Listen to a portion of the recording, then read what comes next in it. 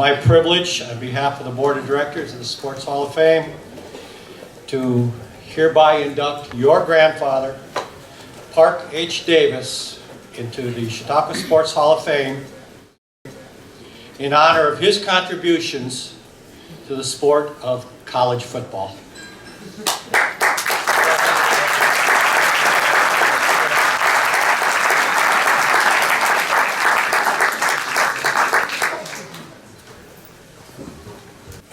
Parke Hill Davis family is so very pleased that our forebearer, a Jamestown area native, a graduate of Jamestown High School, a Princeton graduate class of 1893, noted football coach, player, sports writer, and a father of the modern game, being honored this evening by inclusion in the Chautauqua Sports Hall of Fame.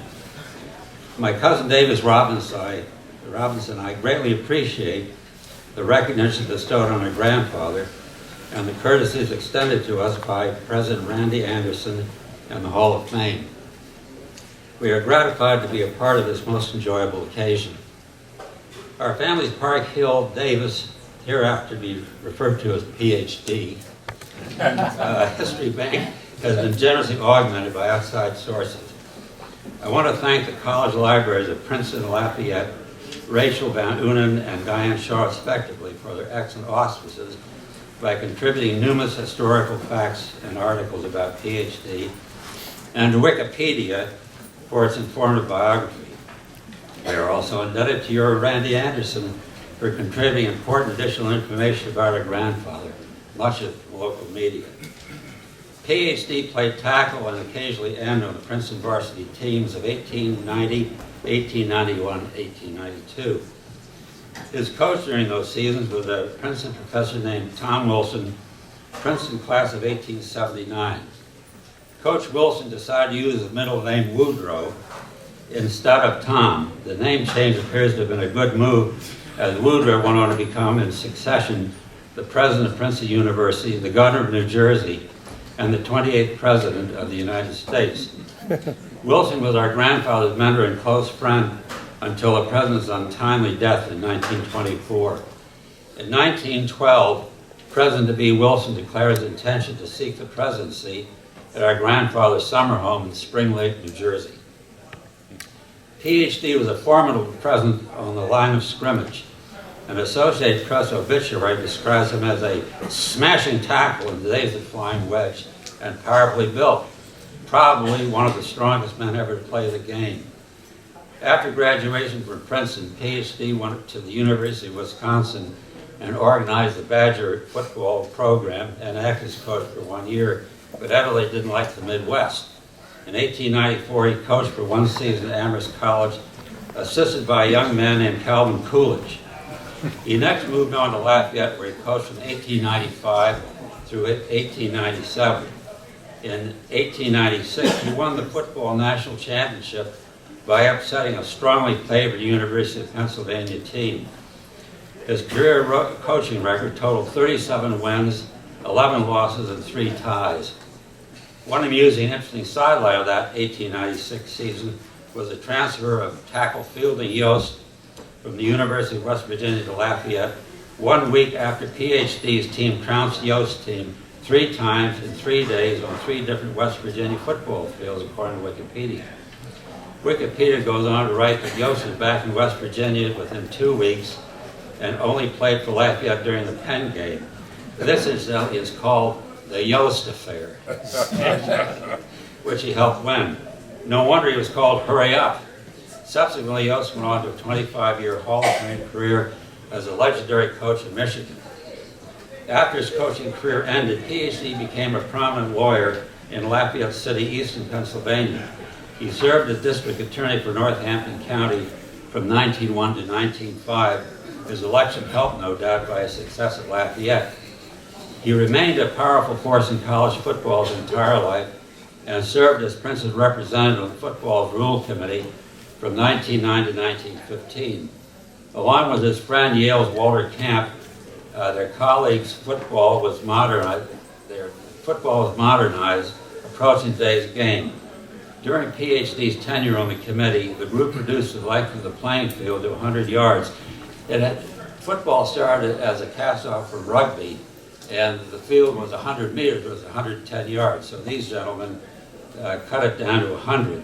According to Wikipedia, PhD's contributions include the division of the game into 4 quarters, the creation of end zones, the numbering of players' jerseys, the prohibition of interlocking blocking, which I am assuming is the flying wedge, rules for passing the football, and many other innovations. He and Walter Camp are considered the co-fathers of the modern game and were friends and peers of that era's outstanding football figures, such as Amos Alonzo Stagg. He also knew a number of known athletes in other sports. According to the New York Times obituary dated June 9, 1934, he once had a friendly sparring bout with legendary retired boxing champion John L. Sullivan. Parke Davis boxed at Princeton and boxed throughout his life. PhD was a prolific writer, statistician, and authority on the subject of football. He wrote for the New York Herald newspaper, and his column is considered must-reading for serious college football fans. He wrote for Spalding Official Football Guide and wrote the passage on football for the Encyclopedia Britannica. And he was also the author of articles for a large number of publications and was a sought-after speaker. In 1911, the prestigious publisher Charles Scribner's Sons published PhD's definitive book on the sport football, the intercollegiate game. He assigned national championship titles for the first time to teams commencing with the game's birth in 1869 through the year 1933, including his own 1896 Lafayette team. Throughout his life, he remained Princeton's most famous athletic counselor, according to an article in the Eastern paper. In the September 11, 1967 issue of Sports Illustrated magazine, writer Dan Jenkins in his article refers to PhD, and I quote, as the most noted historian football has ever known.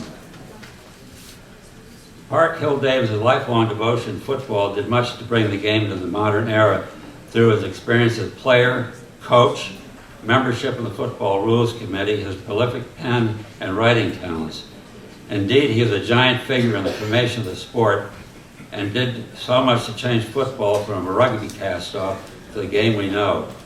Davis Robinson and I sincerely thank the Chautauqua Hall of Fame for honoring our historic and gifted grandfather.